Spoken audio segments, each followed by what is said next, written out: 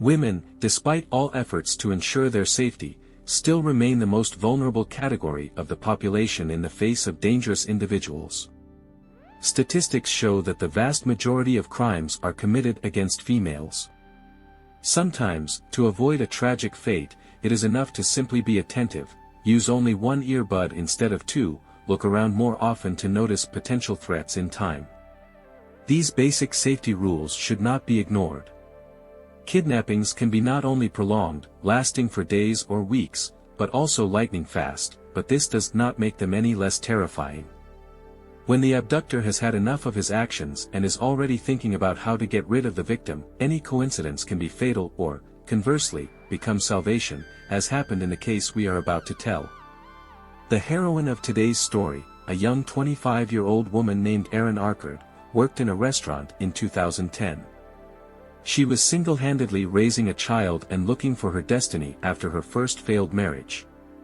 On that fateful day, Saturday, April 3, 2010, Erin was performing her usual duties as a waitress, eagerly awaiting the end of her shift to return home to her son. The bar restaurant where she worked was located in the Ontario Mills Mall shopping center, near the city of San Bernardino, California, USA. Work was slow that day, with almost no customers, so management let Erin go home early, right after lunch.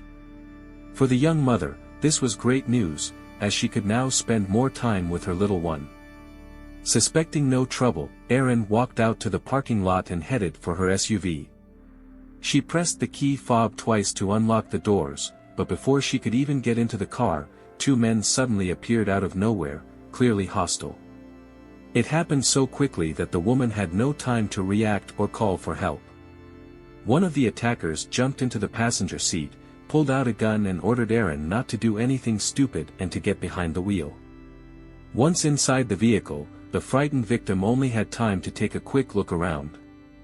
The terrible truth struck her like a bolt from the blue: the parking lot, usually full of people, was now completely deserted. There was no one who could come to her aid. The assailant's accomplice outwardly behaved calmly, but it was obvious that he was getting pleasure from what was happening.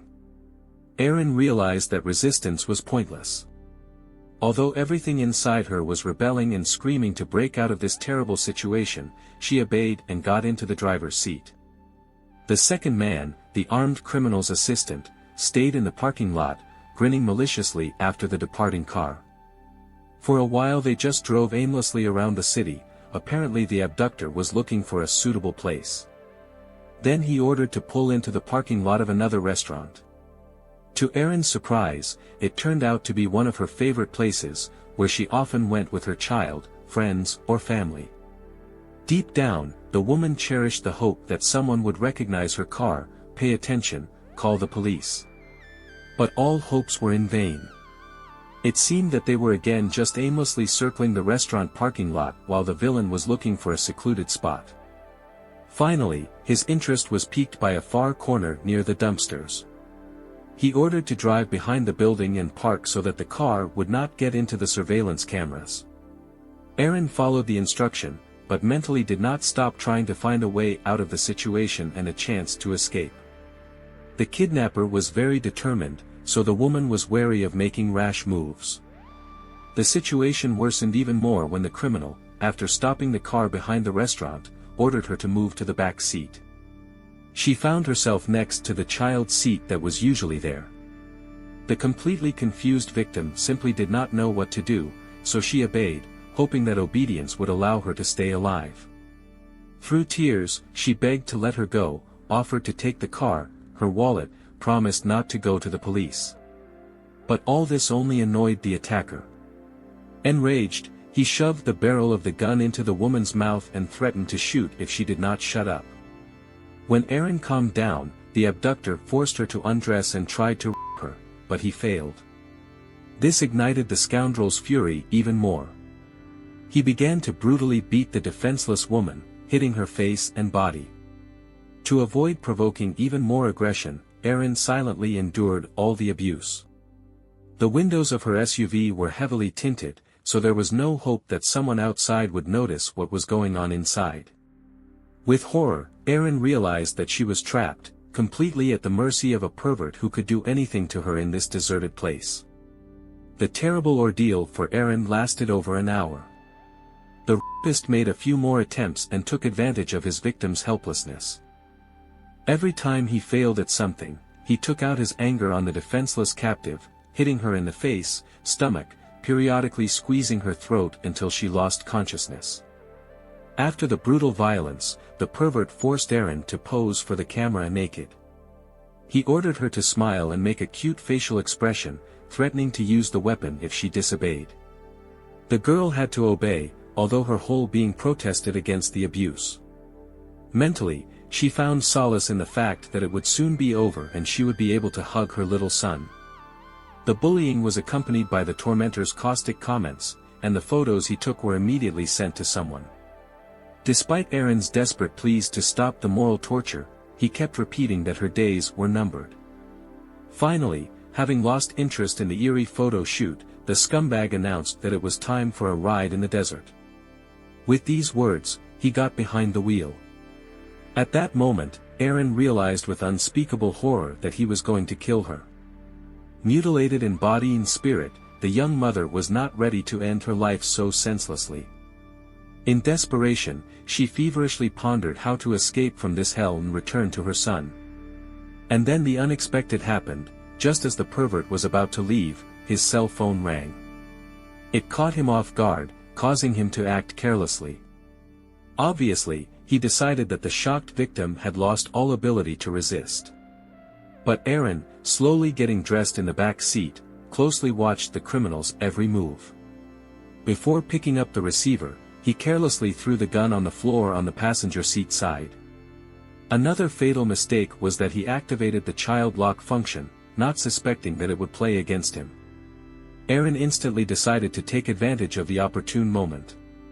The lock control buttons on the rear doors, next to which her son usually rode, were set to work independently. This allowed her to slip out of the car unnoticed. Erin ran with all her might through the deserted parking lot, ignoring the pain in her battered body. It seemed she could feel the pursuer's hot breath on her back. The woman screamed, waved her arms, trying to attract people's attention and begging for help. It later turned out that the suspicious SUV circling near the secluded corner had been closely watched from the very beginning by the owner of a fast food joint across the street. The man found the driver's behavior strange. He noticed how the car stopped in a remote spot and how long some mysterious fuss was going on inside. Not knowing for sure what was happening, he did not dare to raise the alarm over what might be a trifle. And yet, a premonition of something bad made him stay alert and prepare to call the police at the first alarming signs. At first, it occurred to him that a robbery was being prepared there. So when a frightened woman flashed before his eyes, running across the parking lot, crying and calling for help, the establishment's owner instantly rushed towards her. He led the unfortunate woman into his restaurant, hoping that she would be safe there. In front of the stunned visitors, the owner hid the beaten and trembling Erin behind the bar, fearing that the abuser might come here. The woman was to recover a little and wait for the police to arrive. Precious minutes passed before he managed to get through to the rescuers. Erin was restless and kept peering out the window, anxiously looking back at her car. The attacker first ran up to the car, jumped inside and did something there. A moment later he jumped out of there and ran away at full speed, clearly intending to disappear. Erin screamed when she saw this picture. When the police arrived, Erin's abandoned SUV was still parked where she had left it. This somewhat puzzled the cops, but an explanation was quickly found. It turned out that the woman had instinctively locked the doors when the rapist ordered her to stop by the dumpsters. After her escape, the car was meaningless to him, so the villain was forced to flee on foot. It took only a few minutes before the police arrived. Erin's SUV interior was immediately thoroughly searched.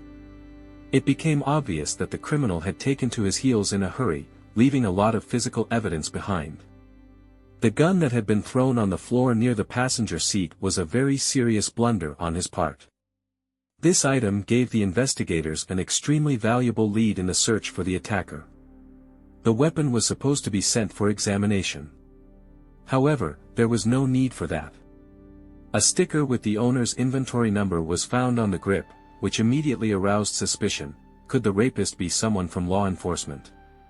After all, it is the police who usually mark weapons in this way. Of course, it remained only a guess, since the villain could have simply stolen someone's gun. The number found was run through the database. The attacker's sunglasses, a mass of DNA samples and fingerprints were also found in the cabin. All this was carefully collected for analysis. In parallel, law enforcement officers started searching for the criminal in hot pursuit. They had his photos taken during the abuse of Erin.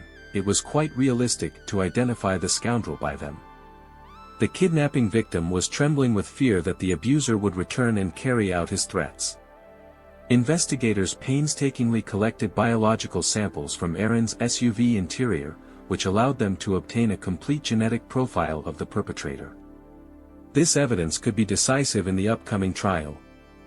While the police department was busy with paperwork regarding the missing service weapon, they managed to establish its owner. It turned out to be 33-year-old Anthony Orban.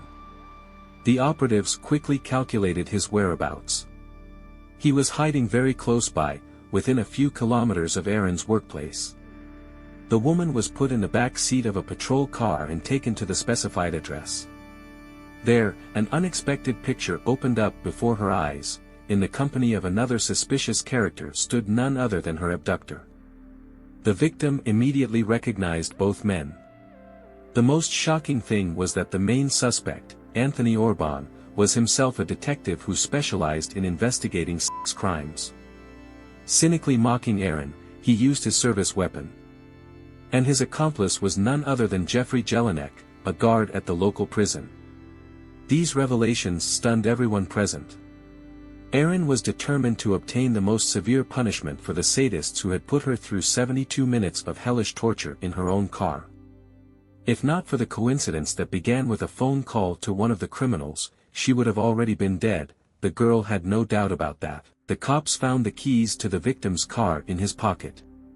Caught red-handed, he began to wriggle out, saying that the keys had been given to him by Orban, and he himself had no idea who they belonged to. Both detainees categorically denied their involvement in the crime, despite the victim's testimony and irrefutable evidence from surveillance cameras that recorded the moment of the abduction. Taking into account the seriousness of the evidence collected, the suspects were taken into custody. Events developed rapidly. Just a few hours passed before the criminals were arrested and taken for interrogation. Erin breathed a huge sigh of relief, because the very thought that her tormentors were still at large was unbearable. Having identified the attackers, the exhausted victim of violence found herself in the hospital with numerous bruises and injuries, which, fortunately, turned out to be minor. But much deeper were the wounds inflicted on her psyche. The recovery promised to be long and painful. The medical facility carefully documented all the injuries, which later formed the basis of the charge. During interrogations, Orban and Jelinek pretended to have amnesia, claiming that they remembered almost nothing about the events of those days. Anthony insisted that his gun had been stolen, denied any involvement in the attack, and tried to convince his colleagues that the real criminal was still at large. Allegedly, the victim was too shocked to adequately assess everything, so her testimony could not be trusted. However, Orban never managed to explain how his DNA and personal belongings like sunglasses ended up in Erin's car. Jeffrey also stubbornly stuck to his absurd version, ignoring the glaring inconsistencies in his own testimony. But the charges were extremely serious, and the evidence was irrefutable. Under pressure from the police, Jelinek began to cooperate with the investigation. He voluntarily handed over his cell phone, which contained correspondence with Anthony. There were photos of the beaten, undressed Erin, which he shared with his friend. In addition to the pictures, the kidnapper sent his accomplice text messages with a detailed description of what was happening in the car. These materials became another nail in the coffin of the cop rapist. From the very beginning, Jelinek distanced himself in every possible way from the misdeeds of his friend, assuring that he himself did not take part in them, and considered the abduction nothing more than an unfortunate joke. But he was clearly lying. apparently, from the very beginning, the man got a perverse pleasure from watching the events unfold. According to Jeffrey, on that Saturday, starting from the morning, he and his friend were drinking, and they were also using drugs. Then Anthony rushed to hunt. He said he had problems with his own wife, so he wanted to catch some girl and give her a good scare. Looking for a victim, the scoundrels were circling the city. Their choice fell on Erin, whom they ambushed in a deserted parking lot when she was returning from work to her car. A fatal coincidence, there was not a soul around. The scum decided to take advantage of the opportunity, and what happened, happened. Jeffrey admitted that he enjoyed watching Anthony's actions, although he denied his active participation in the attack. The prison guard got a special, sick pleasure from the suffering of a defenseless victim who found herself in the clutches of a pervert. Orban was accused of kidnapping, sexual assault and battery. He was taken into custody pending trial. The list of charges against Jelinek was somewhat shorter, but the investigators had no doubt. He downplays his role in the crime, so he also deserves to spend long years behind bars.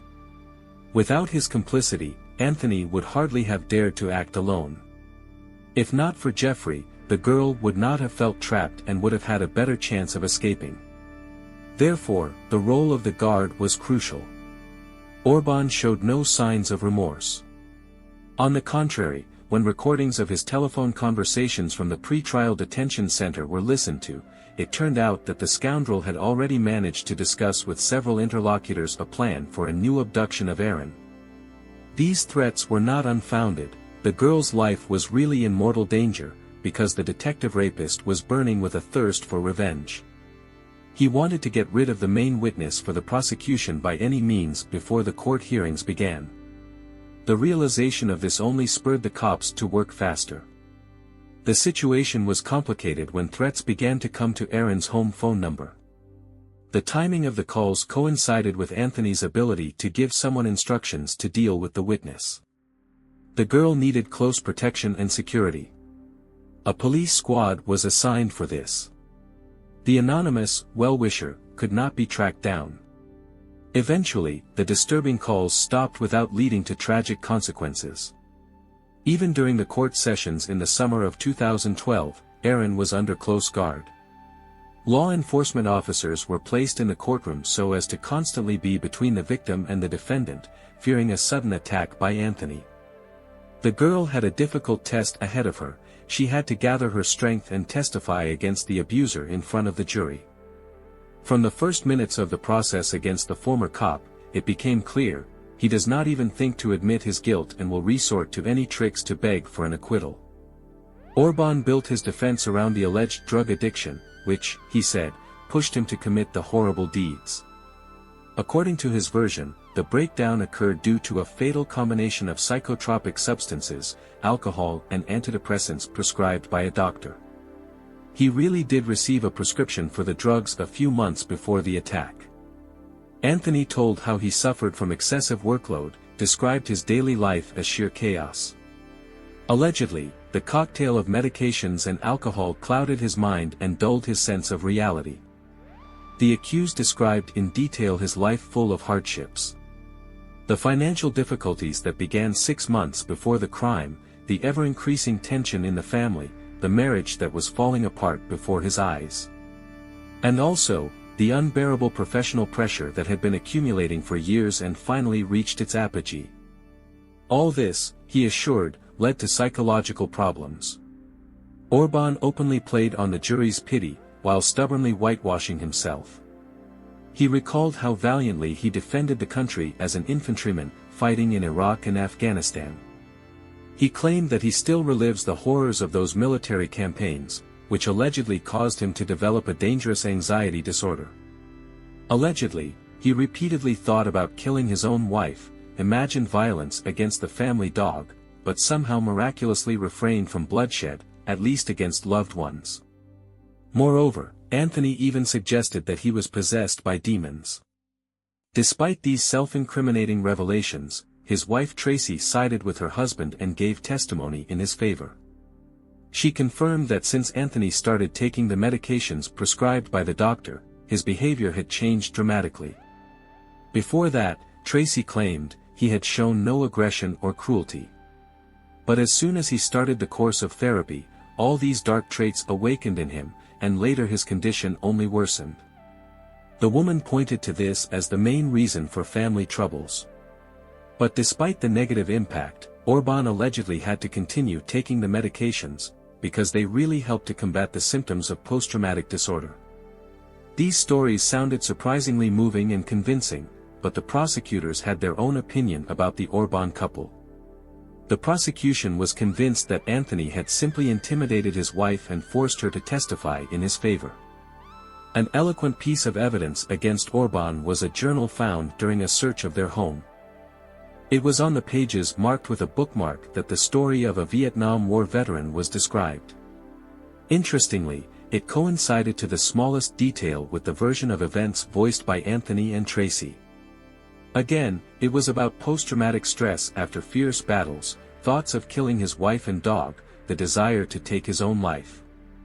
Therefore, according to the prosecutors, Orban simply reproduced the plot of the book, passing it off as his own confession. Significant hopes were placed on the testimony of Jeffrey Jelinek, who made a deal with the investigation to mitigate his sentence. Thanks to this, several items were removed from the list of his crimes at once, each of which entailed at least a dozen years behind bars. Jelinek confirmed Erin's worst fears. Orban, he said, was not going to leave her alive, so if she had not escaped, the girl would have been killed. Although the accomplice pretended at first that he perceived everything as a game, he knew perfectly well that in reality Anthony planned to take the victim to the desert after the abuse and take her life there. The scoundrel wanted to hide the body, hoping that it would be found as late as possible, when the traces of the crime would be erased. This was indirectly evidenced by the fact that Orban did not even use a condom when Erin. He was not at all afraid that his biological material would be found. And there could be no mistake here. Anthony, as an experienced detective, knew perfectly well what forensic experts pay attention to in the first place. In June 2012, the jury retired to the deliberation room to determine the verdict. In the end, they concluded that the prosecution's version was much more plausible than Orban's false tales. The former police officer was found guilty on 8 counts, including kidnapping and rape with aggravating circumstances. Even when everything seemed to be decided, the defense lawyer made a last desperate attempt to mitigate the fate of his client, putting forward a version of his temporary insanity at the time of the crime. But it was all in vain. There was no point in denying it. The sentence was staggering in its severity: life imprisonment plus 95 years. The justice of this sentence was beyond doubt, given the gravity of what had been done. Society could be certain that this dangerous individual would never get out of prison. However, the harsh precautions turned out to be superfluous. As soon as 33-year-old Orban realized that his bet on insanity had failed and that the court had recognized him as a criminal, he realized that there was nothing more to lose. For a former cop convicted of such shameful articles, life in prison would have turned into a real hell. So he decided to end his suffering by taking his own life in his prison cell the very next night after the verdict was announced. When the threat passed, his wife admitted that she had been forced to testify in her husband's favor under the threat of reprisals. Tracy asked Erin for forgiveness, and she treated her tormentor's wife with sincere understanding. The victim of abuse knew firsthand how cruel this monster could be. So his spouse in this story was also a victim. Later, a separate trial began over Jeffrey Jelinek as an accomplice to the crime. As part of a plea bargain, thanks to close cooperation with the investigation, he managed to get off with a relatively short term, 5 years and 4 months. The accomplice was to serve his sentence in one of the California prisons. However, for exemplary behavior, he was released on parole already in March 2013, that is, less than 3 years later.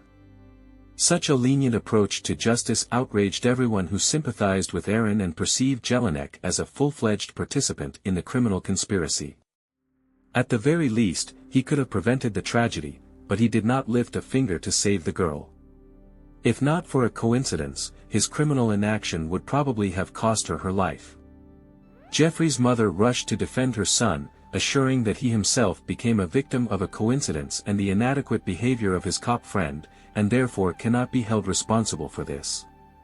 Even when all the trials were over, both investigators and concerned citizens were left with the feeling that Anthony Orban could have been a serial kidnapper with many similar crimes to his credit.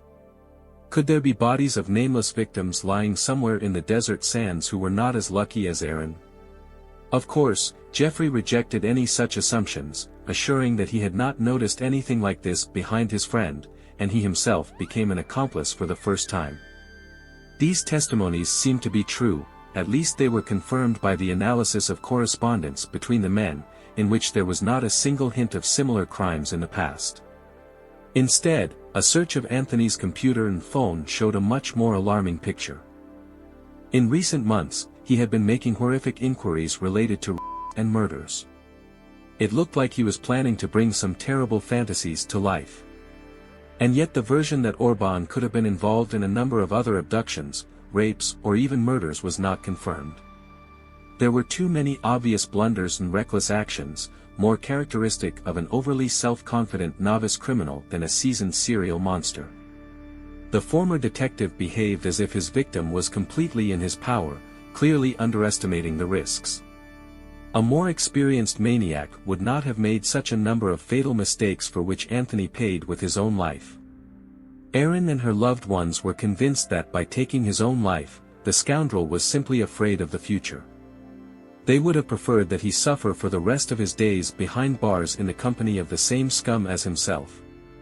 The victim herself later spoke about the consequences of the horror she had experienced, which she would have to carry with her throughout her life. During the trial, the girl suffered from post-traumatic stress disorder. Any trip in a car, and especially in the driver's seat, was an unbearable torment for her. She shuddered at every rustle, ran from every shadow. The sight of an unfamiliar man caused her to have panic attacks. At first, even the presence of male relatives was perceived as something threatening. It took several months for Erin to slowly begin to recover. But even years later, she sometimes had visions of the horrors she had experienced. Panic attacks again and again brought her thoughts back to that terrible Saturday morning. The victim herself sincerely believed that her salvation was a real miracle, a combination of fortunate circumstances and her own quick wit. The instinctive desire to lock the car prevented the scum from destroying the vehicle along with numerous pieces of evidence. Slowly mastering the post-traumatic disorder, Erin set herself the goal of educational activities.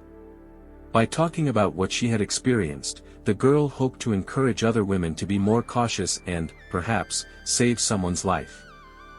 Please write your thoughts and reactions in the comments below. For those who are new here, subscribing is the best way to stay updated on future content. Also give a like please. Take care of yourself and your loved ones. Thank you for your support during this difficult time. Until next time, friends.